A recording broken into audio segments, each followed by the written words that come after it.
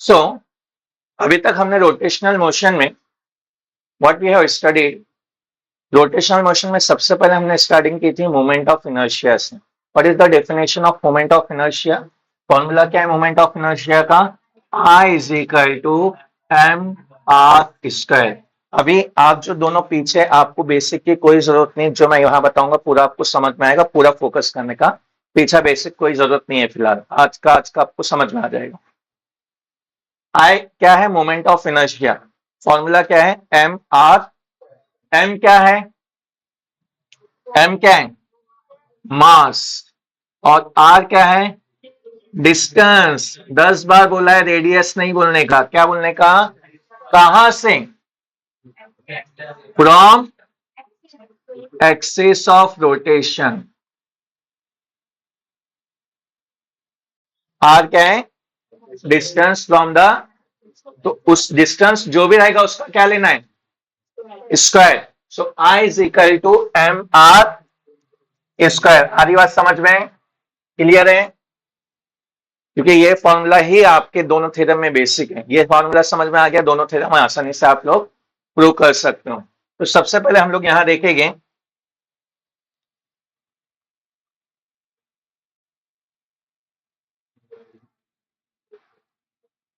Perpendicular axes theorem.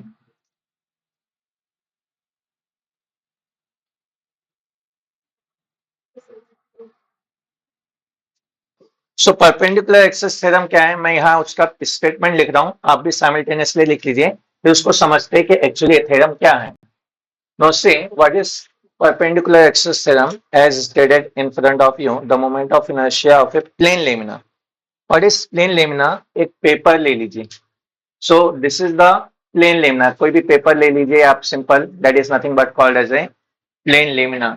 So moment of inertia of a plane lamina about an axis passing through its center and perpendicular to its plane.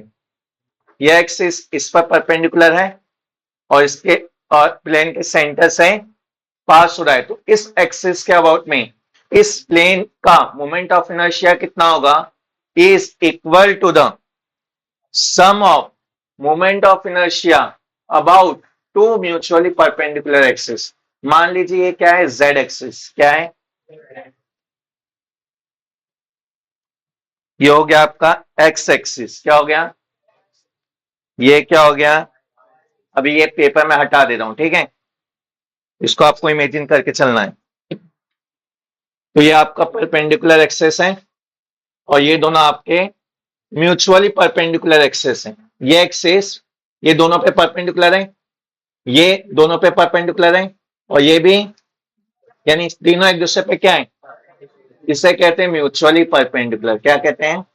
तो plane laminate का moment of inertia इस axis के about में क्या होगा? The moment of inertia about this axis plus moment of inertia about, मान लीजिए ये z एक्सिस है, ये y एक्सिस है, और ये इसके about moment of inertia I Z होगा, इसके अबाउट में आई एक्स, इसके अबाउट में आई वाई। आई एक्स आई वाई आप इंटरचेंज करो, इसको x बोल दो, इसको y बोल दो, या इसको y बोल दो, इसको x बोल दो, that is up to you, उससे कोई फर्क पड़ने वाला। इसको y ले लो, इसको z ले लो, इसको x ले लो, उससे भी कोई फर्क पड़ने वाला। ये हमारे व्यू पर है, इसको ऐसा कर दिया तो कुछ चेंज हो जाएगा? कुछ भी चेंज नहीं होगा, ठीक है? सो moment of inertia about this axis, that is z axis, ये कौन सा है? इसके अबाउट में क्या होगा? आई वाई। इसके अबाउट में तो I z equal to I x plus I y. Theorem क्या कह रहा है? I z equal to I x plus. अब देखिए जब मैं डायग्राम बनाऊंगा तंजीम, डायग्राम में ये जो एक्सिस है ब्लैक पेन वाला, ये आपको कुछ इस तरह से दिखाई देगा, क्योंकि मैं बोर्ड पर ऐसा अंदर जाते हुए या अंदर से बाहर आते हुए बता नहीं सकता हूं, इसलिए बोर्ड पे मैं उसको, आपको दिखेगा ऐसा, लेकिन वो ये एक्सिस नहीं है। वो कौन सा एक्सिस है? या तो वो अंदर जा रहा है या अंदर से बाहर आ रहा है, यानी दोनों एक्सिस पे कैसा होगा? वो अब्दुल समी परपेंडिकुलर होगा। सारा बात समझ में आ रही है? डस्टी से। सो कंसीडर, ओबियसली किसका मोमेंट ऑफ इनर्शिया मालूम कर रहे हैं हम लोग? प्लेन लेमिना का। एक प्लेन लेमिना बना लीजिए। सो एक प्लेन लेमिना ले लिया हमने। The moment of inertia of this plane lamina about an axis passing through its centre, ये मान लीजिए आपका एक्सिस ऑफ रोटेशन 3 हो गई। हाँ, मान लीजिए आपका क्या है, जेड एक्सिस मान लीजिए आपका, और ये जो अंदर जा रहा है या अंदर से बाहर आ रहा है वो एक्सिस में ये इधर बना रहा हूं, that is your Z axis के अबाउट में मोमेंट ऑफ इनर्शिया, इसके अबाउट में, इसके अबाउट में आई क्यों ले रहा हूं, क्योंकि हमें पता है मोमेंट ऑफ इनर्शिया को किससे इंडिकेट करते हैं, लेकिन किस एक्सिस के अबाउट में, इसलिए किस एक्सिस के अबाउट में, इसलिए आई एक्स, किस एक्सिस के अबाउट में, इसलिए तो जब भी मोमेंट ऑफ इनर्शिया को इंडिकेट करेंगे किससे इंडिकेट करेंगे, आई से, और जो भी एक्सिस के अबाउट में ले देंगे उसके डिनोमिनेटर सफिक्स में लिख देंगे हम लोग। आई बात समझ में। अब हम लोग इसका मोमेंट ऑफ इनर्शिया मालूम करना है तो हम लोग सबसे पहले कंसीडर करेंगे, कंसीडर ये रिजिड बॉडी जो है, ये प्लेन लेमिना है, it is made up of छोटे छोटे पार्टिकल से मिलकर बना है। उसमें से एक छोटा पार्टिकल यहां कहीं सिचुएटेड है पी पॉइंट पर, जिसका मास कितना है, डी। मास कितना है, डी मतलब छोटा सी, डी मतलब ऐसे डीएम डीएम डीएम बहुत सारे छोटे छोटे पार्टिकल्स हो गए, सबका मास कितना होगा, तो सारे डीएम डीएम मास को अगर मैं एक जगह जमा कर दूं, सबको ऐड कर दूं, तो क्या मिलेगा, हाँ, पूरी बॉडी का मास। अगर मैं सारे डीएम को, ये बॉडी की छोटे छोटे पार्टिकल से मिलकर बनी है और हर पार्टिकल का मास कितना है, तो सारे पार्टिकल के मास को अगर मैं जमा कर दूं, ऐड कर दूं, इंटीग्रेट कर दूं, तो मुझे क्या मिलेगा, total mass of the body. आई बात समझ में। एक पार्टिकल का मास 1 ग्राम, दूसरे का 10, 2 ग्राम, 3 ग्राम, सारे पार्टिकल के मास को ऐड कर दूंगा तो किसका मास मिल जाएगा मुझे, बॉडी का मास। आई बात समझ में। अब यहां क्या कीजिए, थोड़ा सी पी से एक्स एक्सिस पे एक परपेंडिकुलर ड्रॉ कर दीजिए,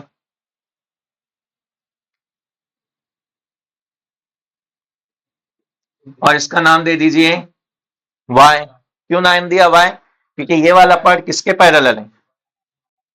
उसके बाद एक परपेंडिकुलर y एक्सिस पे ड्रॉ कर दीजिए और z एक्सिस से एक डिस्टेंस ले लीजिए, और z एक्सिस से जो डिस्टेंस लूंगा उसको मैं नाम दे दूं r। ये डिस्टेंस क्या होगा, x, क्योंकि कुछ एक्सिस पे ये डिस्टेंस क्या हो जाएगा, ये y क्यों लिया, क्योंकि किसके पैरेलल है, और ये ओरिजिन, इसको सेंटर नाम दे दो ओरिजिन। तो O से P का डिस्टेंस कंसीडर किया कितना है, देखिए OP, इसको नाम दे दीजिए, क्या मैंने PM परपेंडिकुलर ड्रॉ किया है, तो OPM कौन सा ट्रायंगल होगा, राइट एंगल ट्रायंगल। OPM कौन सा ट्रायंगल होगा, तो राइट एंगल ट्रायंगल में हम लोग पाइथागोरस थ्योरम अप्लाई करेंगे। तो पाइथागोरस थ्योरम क्या होता है,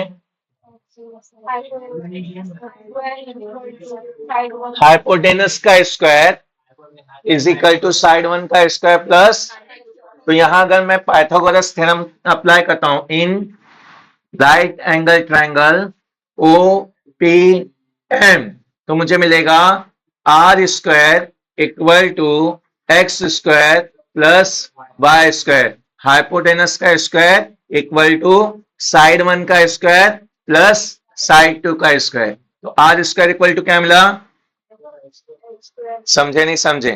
अब बात करते हैं moment of inertia of an element of mass dm about z axis is, देखिए आकिब क्या मालूम करने जा रहा हूं मैं, मोमेंट ऑफ इनर्शिया किसका, छोटे सी एलिमेंट का, और उस छोटे से एलिमेंट का मास कितना है, dm, किस एक्सिस के अबाउट में, तो फरहान z किसी भी एक्सिस के अबाउट में moment of inertia low, moment of inertia का फॉर्मूला क्या है, mr स्क्वायर। तो सबसे पहले क्या मालूम कर रहा हूं मैं, मोमेंट ऑफ इनर्शिया किससे लिखूं, क्या लिखूंगा, I। किस एक्सिस के अबाउट में मालूम कर रहा हूं, तो क्या लिख लूंगा, लेकिन पूरी बॉडी का मालूम कर रहा हूं क्या, एक छोटे सी एलिमेंट का मालूम कर रहा हूं, इसलिए क्या लिखूंगा, d equal to, moment of inertia में पहले क्या आता है, मास आता है, एम मत बोलिए, क्या आता है, तो एलिमेंट का मास कितना है, डीएम, तो मास की जगह क्या आ जाएगा, उसके बाद क्या आता है, एक्सिस ऑफ रोटेशन से डिस्टेंस का, तो ये डीएम एलिमेंट का किस एक्सिस के वर्ड में, जेड एक्सिस से डिस्टेंस कितना है, आर कितना है, तो उसका क्या लेना है, तो क्या आ जाएगा, डीएम, समझे नहीं समझे, therefore total moment of inertia of a plane lamina about z axis. अब मैं तो क्या मालूम कर रहा हूं, मोमेंट ऑफ इनर्शिया के लिए किस एक्सिस के अबाउट में, यहां डी लिखूंगा क्या, क्यों, क्योंकि अब मैं क्या कर रहा हूं, पूरी बॉडी का मालूम कर रहा हूं, तो पूरी बॉडी के लिए क्या लिखूंगा सिर्फ, तो एक एलिमेंट का क्या मिला, तो पूरी बॉडी का क्या होगा, पूरी बॉडी का क्या होगा, वापस से आ जाएगी, एक एलिमेंट का मास कितना था, तो पूरी बॉडी का मास मालूम करने के लिए क्या किया, तो अगर एक एलिमेंट का मोमेंट ऑफ इनर्शिया इतना है, तो पूरी बॉडी का मोमेंट ऑफ इनर्शिया कितना होगा, integration of,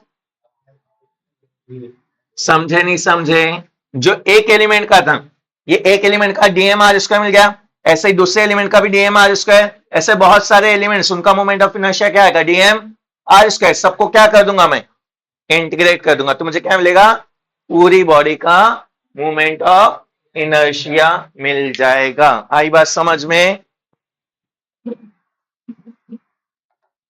next, moment of inertia of an element of mass dm about x axis। बोलिए तो सिर्फ क्या मालूम कर रहा हूं, मोमेंट ऑफ इनर्शिया के लिए किस एक्सिस के वर्ड में, तो क्या लिखूंगा, क्या पूरी बॉडी का मालूम कर रहा हूं, एक, तो क्या लिखूंगा, उसके बाद मोमेंट ऑफ इनर्शिया के फॉर्मूले में पहले क्या आता है, मास कितना है, और नेक्स्ट क्या आता है, एक्सिस ऑफ रोटेशन से डिस्टेंस का, किस एक्सिस के वर्ड में मालूम कर रहा हूं, तो एक्स एक्सिस से डिस्टेंस कितना है, तो वाई का, समझे नहीं समझे, तो देयरफॉर अब डायरेक्टली लिखूंगा, टोटल मोमेंट ऑफ इनर्शिया क्या होगा, बोलिए, I X equal to integration DM that is Y square, say equation number, similarly moment of inertia of an element of mass dm about, very good, आ रहा है समझ में, बोलिए समीर, क्या मालूम कर रहा हूं, क्या लिखूंगा, किस एक्सिस के अबाउट में, क्या लिखूंगा, पूरी बॉडी का मालूम कर रहा हूं, क्या लिखूंगा, अगेन पहले क्या आता है, मास की जगह डीएम, अब किस एक्सिस के अबाउट में, तो वाई एक्सिस से डिस्टेंस कितना है, ये मैंने लिखा नहीं है, कहते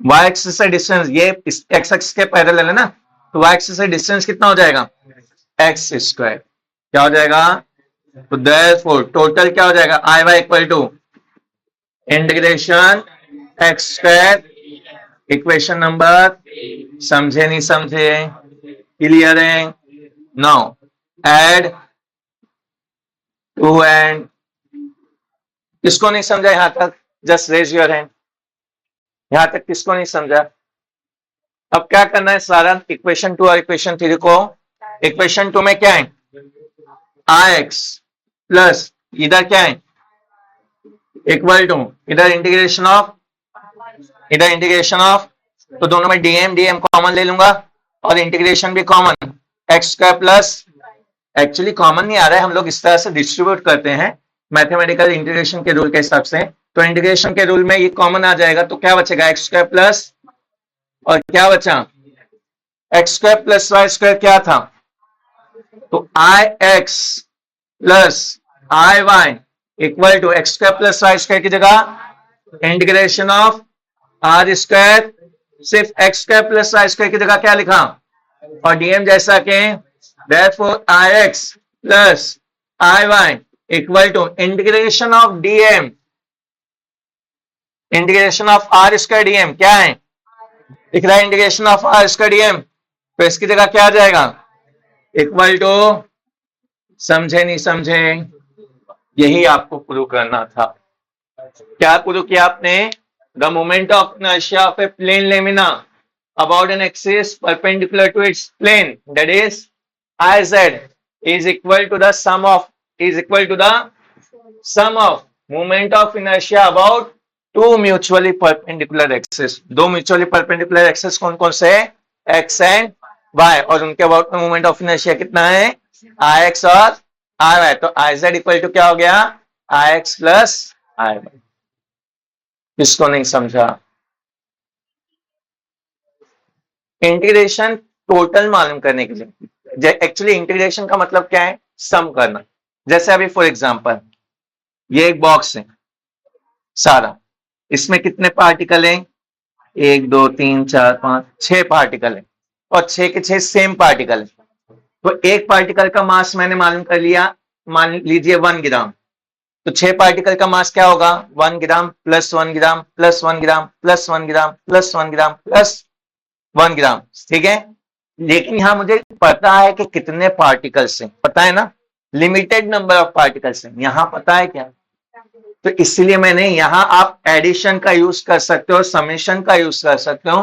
यहां कंटिन्यूअस है बहुत सारे पार्टिकल, तो कंटिन्यूअस एडिशन के लिए हम लोग किसका यूज करते हैं? इंटीग्रेशन का। समझा?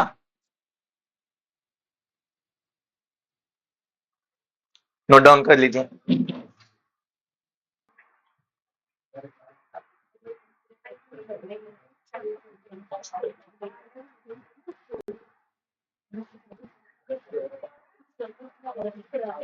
नोट डाउन कीजिए स्टेटमेंट।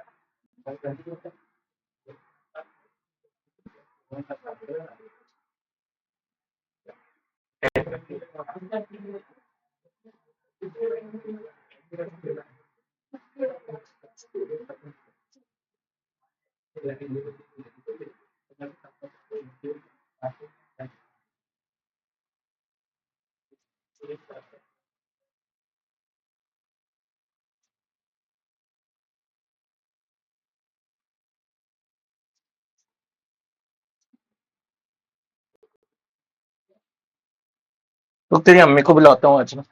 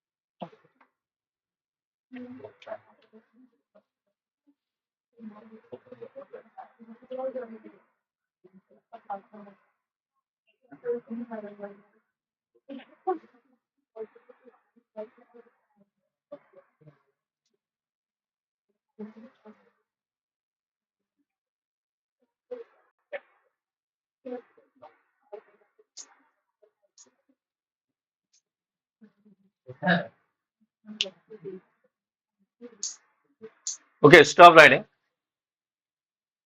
सी पैरेलल एक्सिस थ्योरम क्या है? आपके सामने स्टेटमेंट है, स्टॉप राइटिंग फिलहाल। Moment of inertia of a rigid body about any axis, जो एक्सिस आप लेना चाहो कहीं से भी पास हो, उसका moment of inertia is equal to the sum of moment of inertia about parallel axis passing through its center of mass and perpendicular to its plane, and product of mass of the body and square of distance between parallel axis। मान लीजिए ये आपकी कोई rigid body है। अब इसका moment of inertia आपको मालूम करना है किसी भी एक्सिस के अबाउट में। यू टेल मी, कोई भी एक्सिस ले लीजिए, कहीं से भी पास कीजिए, यहाँ से जैसा पास करना है आपको, मैं इसको यहां से पास कर लेता हूं, ठीक है। सो इस रिजिड बॉडी का moment of inertia about this axis is equal to the sum of moment of inertia about parallel axis. अब इसके पैरेलल एक्सिस के अबाउट में मोमेंट ऑफ इनर्शिया मालूम होना चाहिए। वो पैरेलल यहां भी हो सकता है, यहां भी हो सकता है, यहां भी हो सकता है, आगे दे रहा है। कैसा होना चाहिए? पासिंग थ्रू उसके सेंटर से पास होना चाहिए और उसको परपेंडिकुलर होना चाहिए। क्या ये दोनों पैरेलल है? तो ये इसका मोमेंट ऑफ इनर्शिया किसके बराबर होगा? Sum of moment of inertia about this axis plus mass of the body and square of distance between, इसके बीच का जो भी डिस्टेंस होगा उसका स्क्वायर। देखिए स्टेटमेंट क्या कह रहा है, अभी समझते हैं।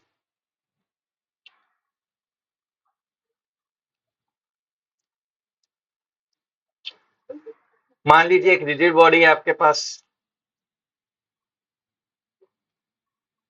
इसका मोमेंट ऑफ इनर्शिया आपको मालूम करना है अबाउट एनी एक्सिस। तो मान लीजिए एक कोई भी एक्सिस ले लीजिए जो किस पॉइंट से पास हो रहा है, तो ये आपका ओ एक्सिस हो गया। एक्सिस पासिंग थ्रू पॉइंट, मैं उसको शॉर्ट में कहूंगा ओ एक्सिस, लेकिन आपको लिखना क्या है? Axis passing through point. इसके अबाउट में मोमेंट ऑफ इनर्शिया मान लीजिए कितना होगा? अब एक सेंटर ऑफ मास इसका ले लीजिए, इसका मान लीजिए सेंटर ऑफ मास यहां कहीं है, पॉइंट सी, क्या है इसका? और इस एक्सिस के अबाउट में मोमेंट ऑफ इनर्शिया मान लीजिए कितना होगा? दोनों के बीच का परपेंडिकुलर डिस्टेंस मान लीजिए कितना है? h। इस एक्सिस के अबाउट में क्या है moment of inertia? I C. Theorem क्या कह रहा है? ध्यान से समझिए। Moment of inertia of a rigid body about any axis, मतलब I naught is equal to the, क्या बोला? Is equal to the sum, किसका sum? Moment of inertia about parallel axis passing through its तो centre of mass से pass होने वाला parallel axis के about में मोमेंट ऑफ इनर्शिया कितना है? एंड आगे क्या हो रहा है? प्रोडक्ट, प्रोडक्ट किसका? Mass of the body and square, किसका स्क्वायर? डिस्टेंस बिटवीन,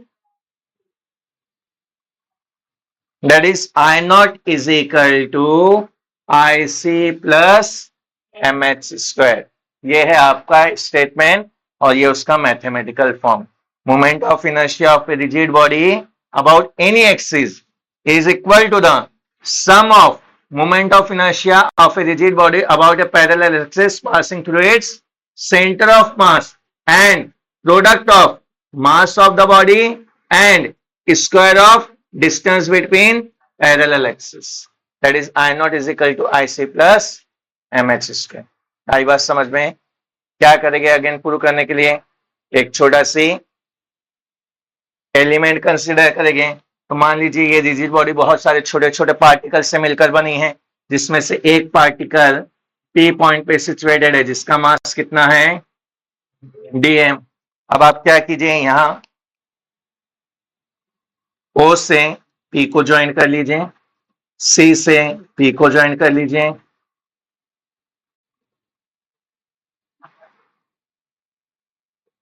अब मुझे P से OC पे एक परपेंडिकुलर ड्रॉ करना है. तो OC पे परपेंडिकुलर ड्रॉ करने के लिए मुझे OC को क्या करना पड़ेगा? एक्सटेंड करना पड़ेगा. तो OC को इतना एक्सटेंड कीजिए कि P से उस पे क्या बन जाए? एक परपेंडिकुलर बन जाए. ये जो एक्सटेंड तक का नाम दिया है हमने, इसको नाम दे दीजिए C से D का जो डिस्टेंस है उसको नाम दे दीजिए X. यहां तक समझ में आ गया कंस्ट्रक्शन?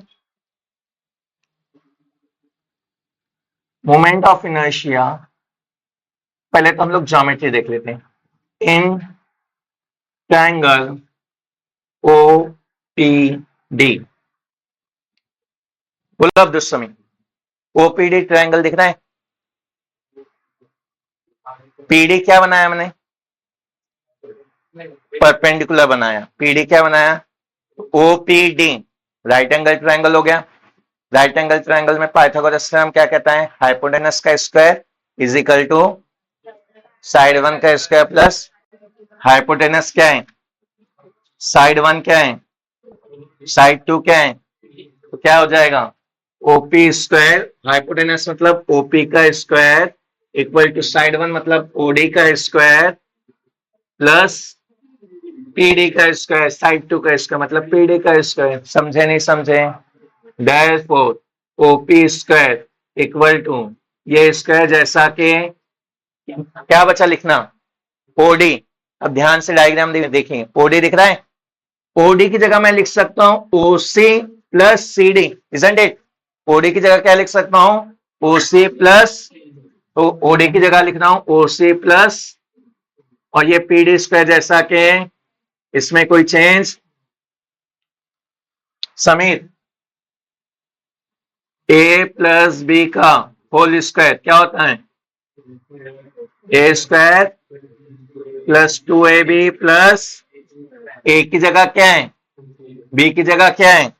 तो क्या मैं उसको वो फॉर्मूले से एक्सपांड कर सकता हूं? तो मुझे क्या मिलेगा? Therefore OP square is equal to A square मतलब OC square plus 2A, A मतलब OC, B मतलब प्लस B स्क्वायर मतलब CD square plus PD square जैसा कि समझे नहीं समझे?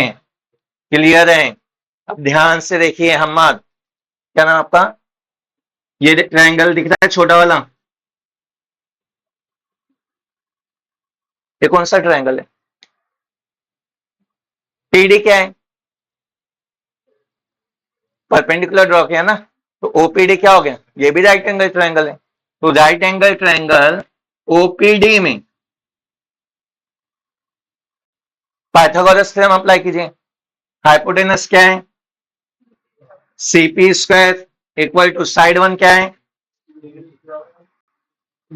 CD square plus side two क्या है?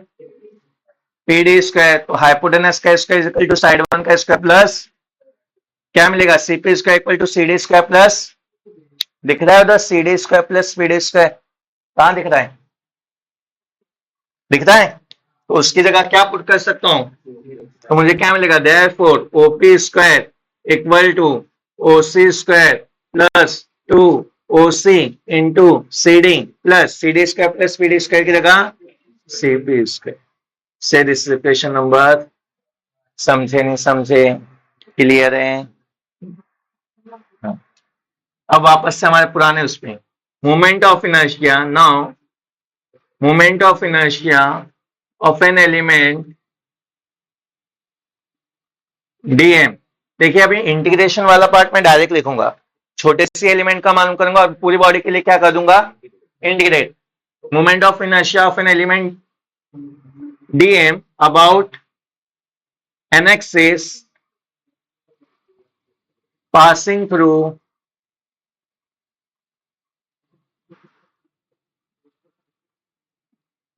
center of mass is, क्या मालूम कर रहा हूं, क्या लिखूंगा, पूरी बॉडी का मालूम कर रहा हूं क्या, छोटे सी एलिमेंट के लिए किस एक्सिस के अबाउट में, जो कहां से पास हो रहा है, सेंटर ऑफ मास। मतलब तो यहां क्या लिखूंगा, equal to, moment of inertia के फॉर्मूले में पहले क्या आता है, मास की जगह क्या आएगा, उसके बाद क्या आता है, डिस्टेंस का एक्सिस ऑफ रोटेशन ये वाला है, और ये वाले एक्सिस ऑफ रोटेशन से डीएम का डिस्टेंस कितना है, सीपी। तो सीपी का, समझे नहीं समझे, तो therefore total moment of inertia क्या हो जाएगा, I C equal to integration CP square, equation number, समझे नहीं समझे। Again moment of inertia of an element of mass DM about, अभी शॉर्ट में लिख रहा हूं मैं, about an axis passing through point O, तो मैं डायरेक्टली लिख रहा हूं अबाउट ओ एक्सिस।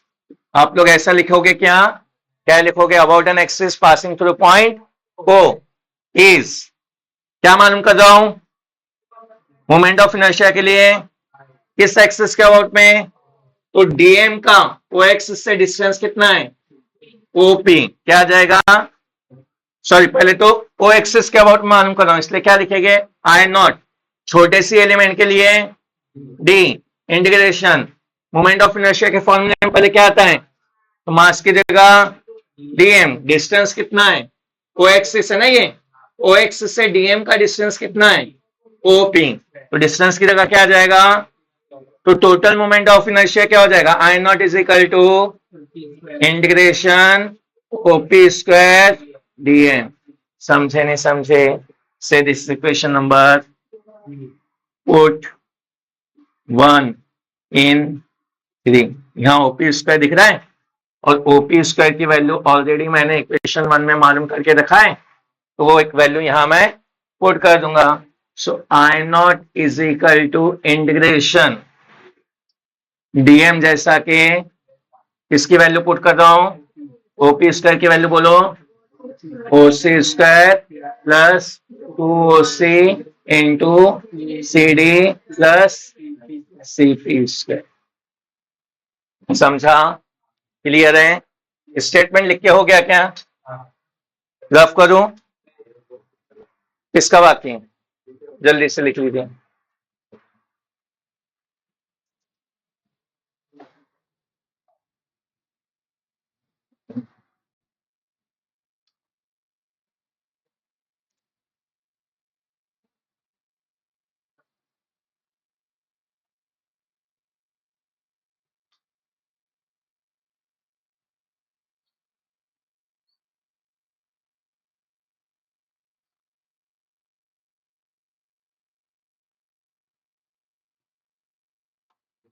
सिर्फ स्टेटमेंट रफ कर रहा हूं मैं, स्टेटमेंट कंप्लीट कर लीजिए।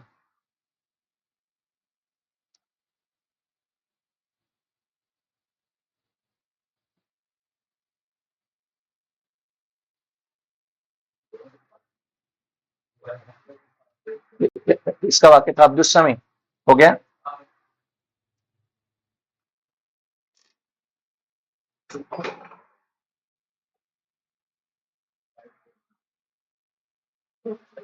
No sir, I naught is equal to integration, पहले वैल्यू पुट कर देता हूं, ओसी क्या दिख रहा है आपको? ओसी, तो ओसी की जगह +2, अगेन ओसी की जगह एच, सीडी की जगह एक्स प्लस सीपी, आगे क्या है? सीपी स्क्वायर है ना, तो सीपी स्क्वायर कुछ है क्या? उसको जैसा कि इंटीग्रेशन, अब ये इंटीग्रेशन एच स्क्वायर को भी होगा, 2hx के साथ भी लगेगा और सीपी स्क्वायर के साथ भी लगेगा, और साथ में क्या आते जाएगा?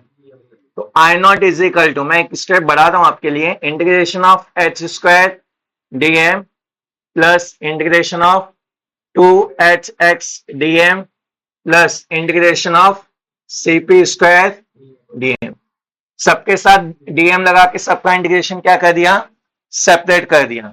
नॉन मैथ्स वाले इंटीग्रेशन प्लस और माइनस में क्या होता है? सेपरेट हो जाता है, जैसे डेरिवेटिव होता है वैसे ही इंटीग्रेशन भी सेपरेट होता है। अब एच डेरिवेटिव में कांस्टेंट को क्या करते थे हम लोग?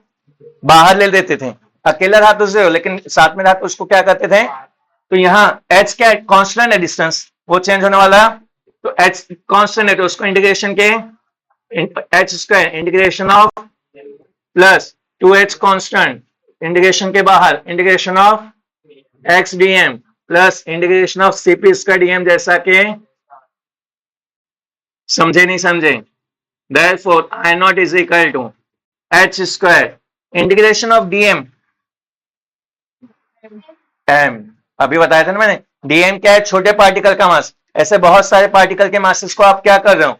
ऐड कर दे रहे हो, तो टोटल इंटीग्रेशन ऑफ डीएम क्या हो जाएगा? Total mass of the body 2h integration of x DM 0 बता रहा हूं, plus integration of CP square DM IC, ये क्या हो जाएगा? therefore I naught is equal to, या आईसी को पहले लिख लो, ये 0 इंटू 2h लिखने की जरूरत है, क्या बचा? Plus M H square. समझे नहीं समझे? प्रूव हो गया। ये जीरो क्यों हुआ रीना? ये जीरो इसलिए हुआ, इसको मैं आसानी से बाद में समझा दूंगा। कंसेप्चुअली ऐसा है कि ये x डिस्टेंस कहां से है? सेंटर ऑफ मास से, और सेंटर ऑफ मास पर बॉडी का मास क्या होता है? Average mass. Centre of mass पे पूरी बॉडी का मास बैलेंस होता है, तो average mass, total sum of the average mass with respect to centre of mass 0 हो जाएगा, क्योंकि centre of mass as a origin काम कर रहा है। सारे डिस्टेंस में किसके रिस्पेक्ट में मेजर करता हूं? ओरिजिन के। यहां सेंटर ऑफ मास क्या है? बॉडी का वो पॉइंट है जिस पॉइंट पे पूरी बॉडी का मास क्या हो रहा है? बैलेंस हो रहा है, तो उसके रिस्पेक्ट में, उसको अगर मैं ओरिजिन मान लू, ओरिजिन मतलब 0, तो उसके रिस्पेक्ट में average mass of the body क्या हो जाएगा? 0। इसीलिए यहां इंटीग्रेशन ऑफ एक्स डीएम क्या लिखा मैंने? 0, और बाकी इसकी जगह आईसी जैसा के वैसा। बाकी समझ में आ गया? क्लियर है? वो आपको रीजन लिखने की जरूरत नहीं है, एग्जाम में डायरेक्टली आप 0 लिख देने का, since X DM equal to 0, no need to explain, X DM equal to 0। आई बात समझ में? तो एक्स डीएम क्यों 0 हुआ? क्योंकि एक्स डिस्टेंस कहां से है? सेंटर ऑफ मास से, और average sum of all the masses with respect to centre of mass कितना होता है? 0। इसको दूसरे वे में आसान तरीके से, जो कंसेप्चुअली नहीं है, ऐसा समझिए, अगर मैं किसी चीज का डेरिवेटिव लेता हूं ऐसे रिस्पेक्ट में जिसका कोई डिपेंडेंस नहीं है, जैसे फॉर एग्जांपल अगर मैं k का डेरिवेटिव लेता हूं विथ रिस्पेक्ट टू x, क्या होगा? लेकिन k का derivative with respect to k क्या होगा? समझा? क्यों? क्योंकि k x पे डिपेंड, उसी तरह से यहां x क्या है? डिस्टेंस, और dm क्या है? मास। x अलग है, डिस्टेंस अलग है, मास अलग है, दोनों अलग अलग हैं, तो दोनों एक दूसरे पे डिपेंड है क्या? मास तो चेंज होने वाला, वो x पे डिपेंड है क्या? इसीलिए यहां रिस्पेक्ट अलग अलग है, इसलिए उसका इंटीग्रेशन क्या हो जाएगा? 0। जैसा आपको समझ में आता है वैसे समझ के लीजिए। आई बात समझ में? प्रूव हो गया? Any doubt? एक बार गो थ्रू कीजिए लिखने से पहले, सरसरी देखिए कि सर ने क्या क्या स्टेप लिखा है, कि स्टेप पहले देखिए फिर लिखना स्टार्ट कीजिए। अगर कोई भी स्टेप में डाउट आ रहा है, जस्ट आस्क मी। ठीक है, क्योंकि इसमें सिर्फ ज्योमेट्री है और मोमेंट ऑफ इनर्शिया का बेसिक फॉर्मूला है। समझ में आ रहा है अमीना? हाँ, एक बार गो थ्रू कीजिए फिर लिखना स्टार्ट कीजिए।